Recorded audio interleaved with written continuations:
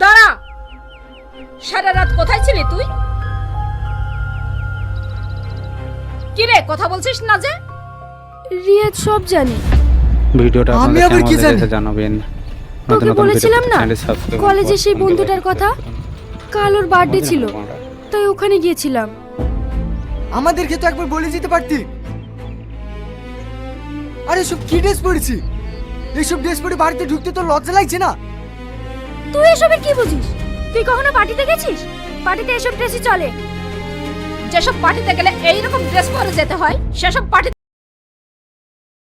পাশে বসবো নাকি? তুই আবার আমাকে বিরক্ত করছিস। বিরক্ত কেন করব? কাল তুমি সামাদের সাথে গিয়েছিলে, তাই বলছিলাম আজ না হয় আমার সাথে। এসব কথা তোকে কে বললো?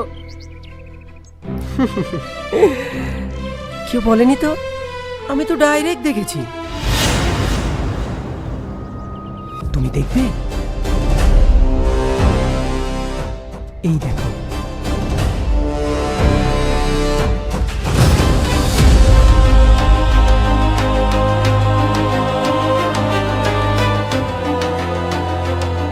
যাই বলো না কেন, ভিডিওটা কিন্তু দারুণ বানিয়েছে, একদম টপ ক্লাস।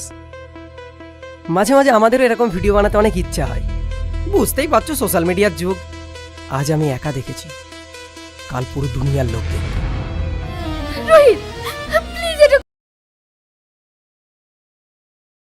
পবিত্র ভালোবাসার অসম্মান করতে পারলাম না। আমি কখনো করতে চাইনি রে। আমারও ইচ্ছে ছিল তোর সাথে সুখে সংসার করার, সেটা আর আমার হলো না। তুই অনেক ভালো, একটা ভালো মেয়ে থেকে বিয়ে করে সুখী হোস, আর পারলে এই হতভাগীটাকে ক্ষমা করিস। তুই না, তুমি আমাকে একা রেখে যেতে পারো না। তুই না, একবার কথা বলে। তুই না, তুই না।